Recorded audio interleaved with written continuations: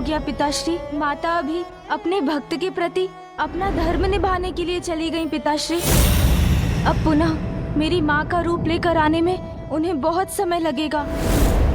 उमा, मेरी विवशता को इतना बड़ा दंड दिया तुमने, तनिक प्रतीक्षा भी नहीं की।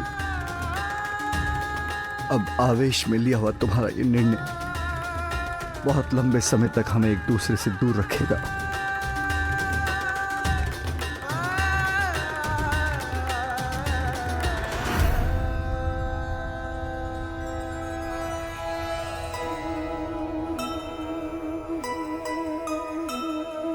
कैसी असहनीय दुख की ये बेला,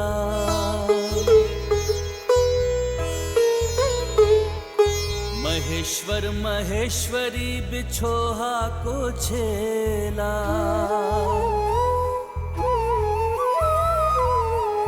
अश्रु में समाहित है जिसके जलधि सारा, कर सकती है जल थल जिसकी एक धारा।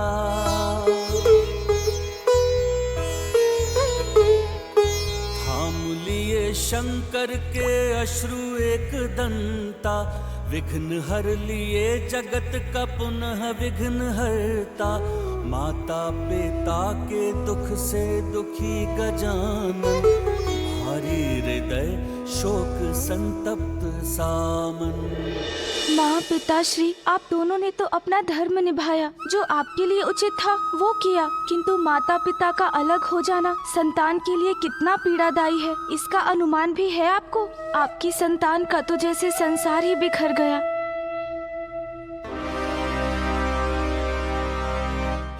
गणेश जी, हमें कुछ भी करके महादेव को उनके दुख से निकालना होगा,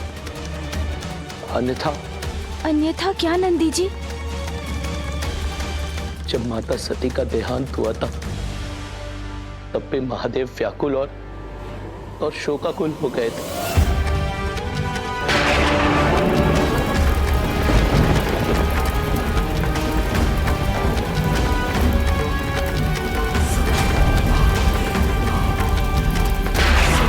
जब उनके दुख ने तांडव का रूप लिया तो पूरी सृष्टि में विनाश ही विनाश होने लगा।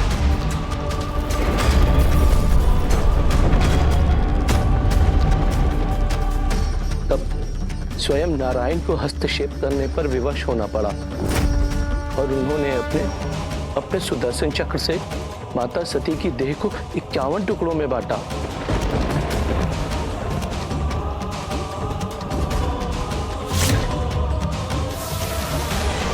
जिनके पृथ्वी पर आने से वहां 51 शक्तिपीठ स्थापित हुए। तब जाकर शांत हुए थे महादेव। मैं पिताश्री को पुनः वैसी अवस्था में नहीं जाने दे सकता। अपनी पीड़ा भूलकर मुझे माँ की अनुपस्थिति में पिताश्री का ध्यान रखना होगा। चलिए।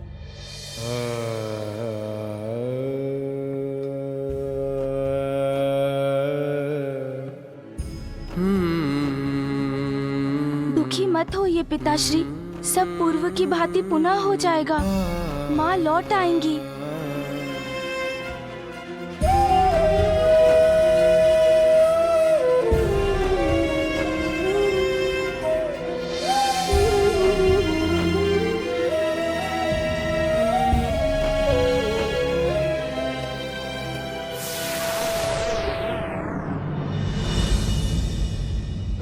ये आपने क्या अनर्थ कर दिया प्रभु। एक और माता पार्वती के चले जाने से कैलाश अपूर्ण हो गया है, तो वही दूसरी ओर आपके वरदान के कारण जिस असुर का उदय हुआ है, अब वही हम सब के लिए संकट बनने वाला है। महादेव के वरदान के कारण ब्रह्म का पुत्र जन्म से ही अति बलशाली है। यदि उसने ब्रह्मदेव की तपस्या कर उनसे भी वरदान प्राप्त कर लिया तो?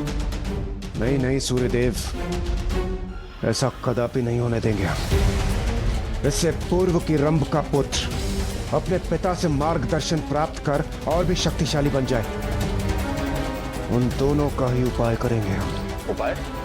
कैसा उपाय देवराज?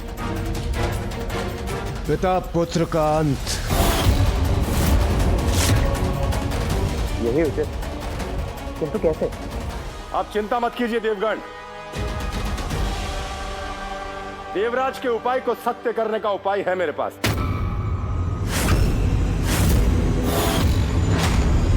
आरंभ कैसा भी हो, परंतु प्रत्येक जीव का अंत मेरे ही अधीन है। मैं अपने वाहन महिष को भेजकर छीन लूंगा पिता और पुत्र का जीवन।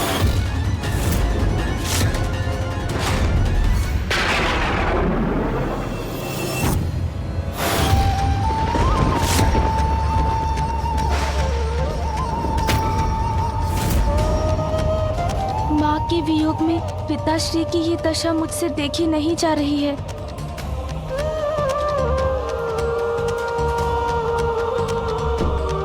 पिताश्री। पुत्र गणेश, मेरा त्रिशूल कहाँ है? यही है आपका त्रिशूल, जहाँ वो सदा होता है।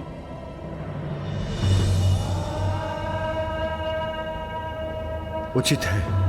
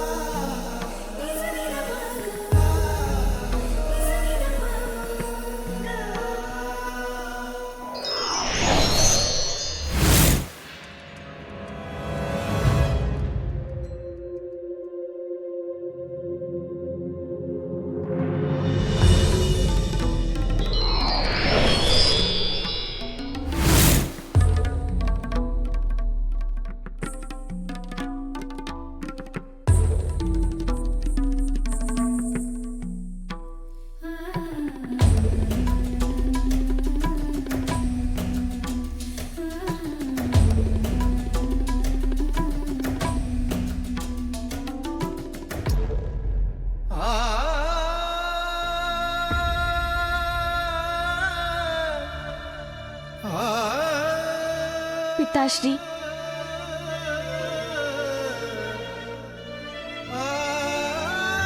आइए मेरे साथ। कहाँ पुत्र? आइए, हम पिता पुत्र साथ में भोजन करेंगे।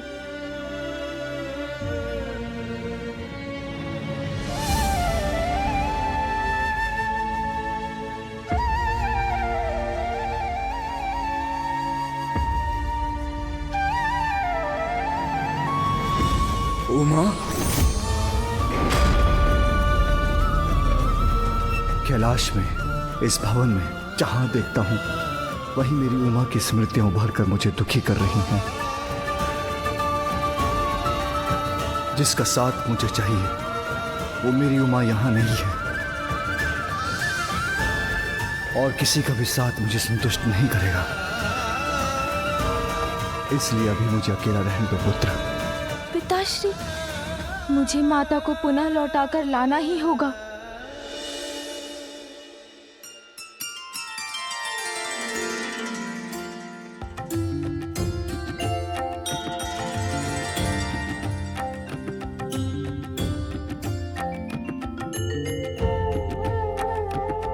माँ तो अपने बालिका रूप में कितनी प्रसन्न है।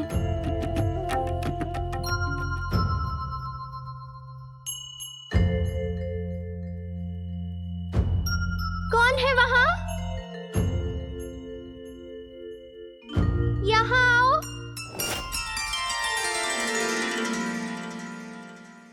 छोटे छोटे हाथ पाँव लंबोदर देवा, प्यारी सी मुस्कान अति सुंदर देवा, बालक। माँ मुझे ऐसे देख रही है जैसे उन्होंने मुझे पहचान लिया है, तो मुझे उनसे जो सब कहना है कह देता हूँ कि कैसे उनकी आंचल की छांव से वंचित होकर मैं कितना उदास हूँ, और कैसे मेरे और पिताश्री के नेत्र सदा उनको ही ढूंढते रहते हैं। खिलाते। कौन हो तुम और क्या चाहिए तुम्हें? नहीं, माँ ने मुझे नहीं पहचाना, मुझे भूल गई है माँ। क्या हुआ, इतने दुखी क्यों हो? कौन हो तुम? मैं महादेव और पार्वती नंदन गणेश हूँ। मैं ऋषि कात्यायन की पुत्री कात्यायनी हूँ। तो क्या माँ मुझे और पिताश्री को पूर्ण रूप से भूल चुकी है? तो क्या पिताश्री और माँ अब कभी नहीं मिलेंगे?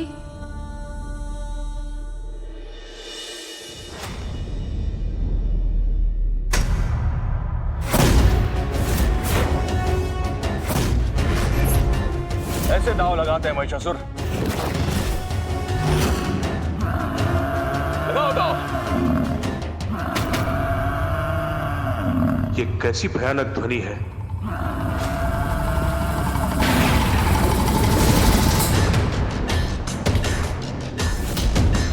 ये कौन आ रहा है यहां?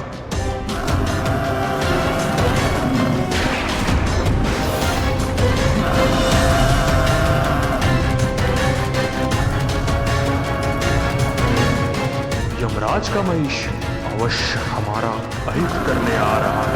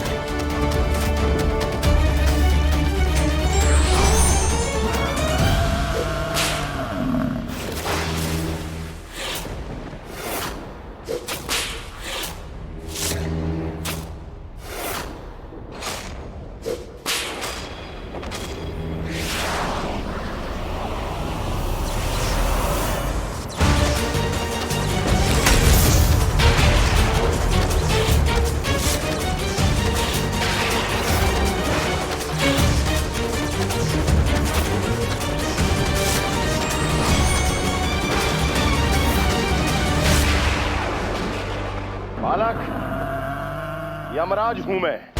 मेरे पास से कोई भी सुरक्षित नहीं है, इसलिए भागने का प्रयास मत करो।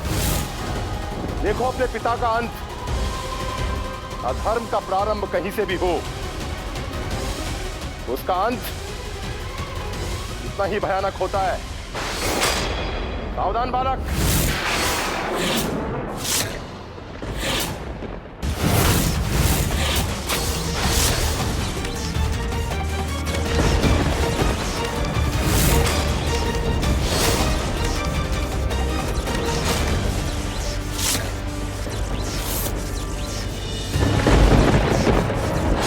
मेरा आशय अनुचित नहीं, किंतु यह बालक अभी अत्यंत ही छोटा है। मैं भला इसके प्राण कैसे हर सकता हूं? नहीं, ये उचित नहीं होगा। देवगण, हमारे समक्ष कोई दुष्ट असुर नहीं है। पिता की मृत्यु से एक दुखी ऐसा ही बालक के प्राण कैसे हरूं? आप उचित कह रहे हैं कालदेव, ऐसा अनर्थ नहीं कर सकते हम। एक बालक का वध करने का दुष्कृत हम देवताओं को शोभा नहीं देता।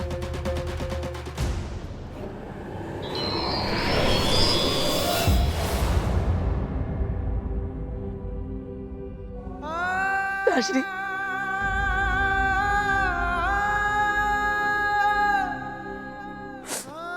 पिताश्री,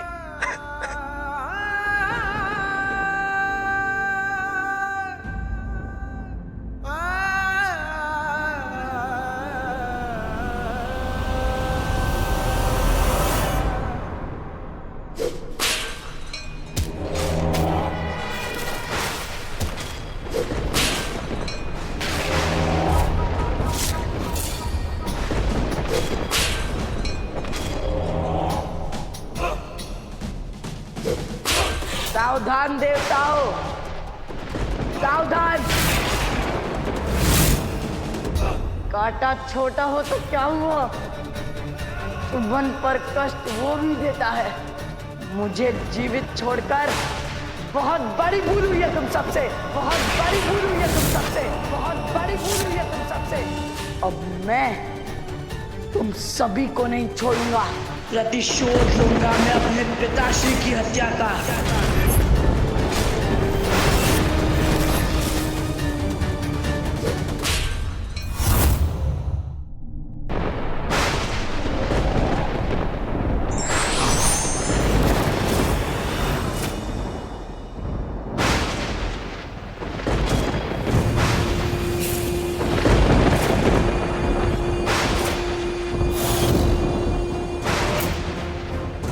कौन है वहां?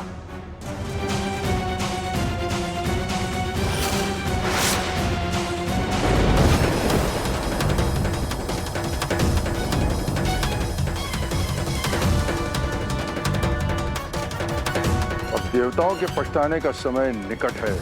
मुझे डराने आए हो या मेरी सहायता करने? कौन है आप? अपना परिचय दीजिए।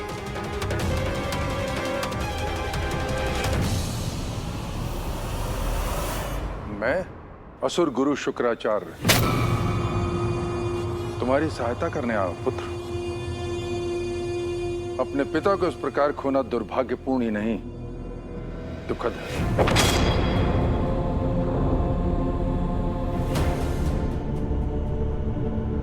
जो हो गया उसका शोक मनाने से क्या लाभ है गुरुदेव? आज्ञा दे कि अब मुझे क्या करना है। प्रतिशोध लेना है तुम्हें, देवताओं से अपने पिता की निर्मम हत्या का प्रतिशोध।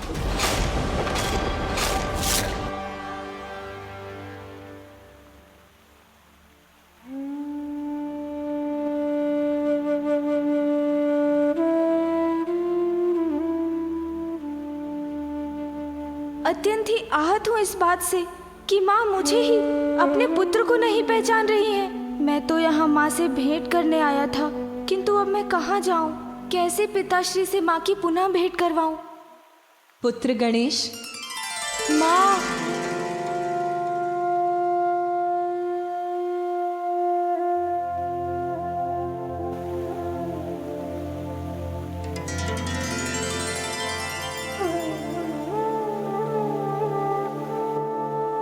यदि तुम्हारे पिता समय पर मेरे पास पहुंच जाते तो कदाचित मैं यहाँ नहीं आती। किंतु क्यों माँ? क्या आप पिताश्री को क्षमा नहीं कर सकती? वो आपके बिना अत्यंत दुखी है माँ। क्या आप अपने इस रूप को त्याग कर पुनः नहीं लौट सकती माँ? नहीं पुत्र, क्योंकि मेरे इस रूप के पीछे एक बहुत ही बड़ा उद्देश्य है। महादेव भक्त होने के बाद भी तुम्हारे पिता दीर्घायु न बन सके।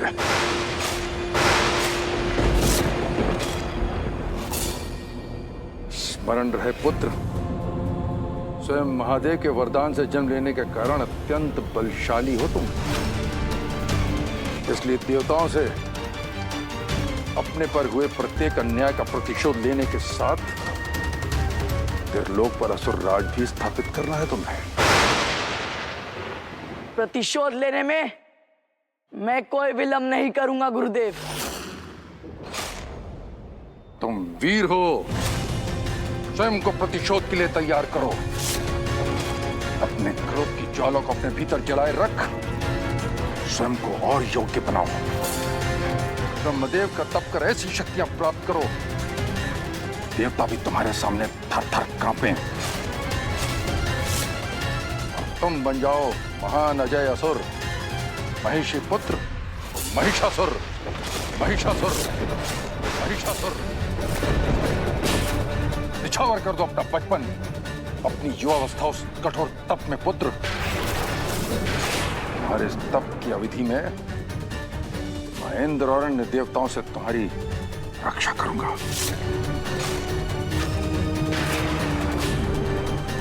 अपना प्रतिशोध लेने के लिए यदि मुझे सहस्त्रों वर्षों तक तप करना पड़े तो वो भी मैं करूंगा गुरुदेव।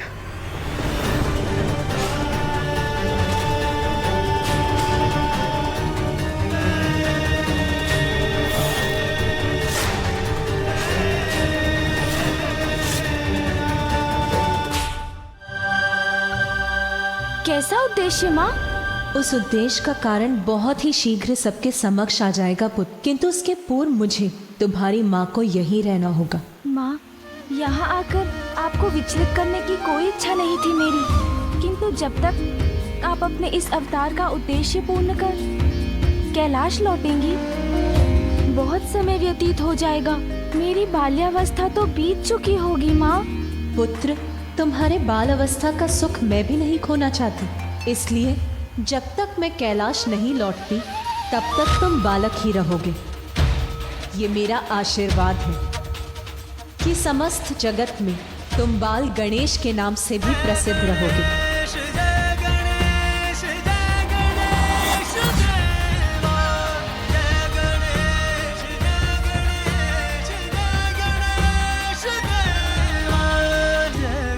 अब तुम जाओ पुत्र, मुझे अपने इस अवतार की मर्यादा पूर्ण करने दो।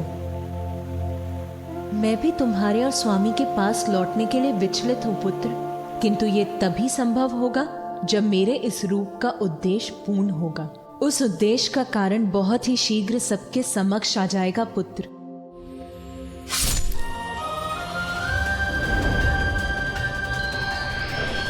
प्रतिशोध की भावना किसी भी परिस्थिति में अनुचित है। इससे कुछ भी प्राप्त नहीं होता। ये व्यक्ति को अंधकार की ओर धकेल देती है।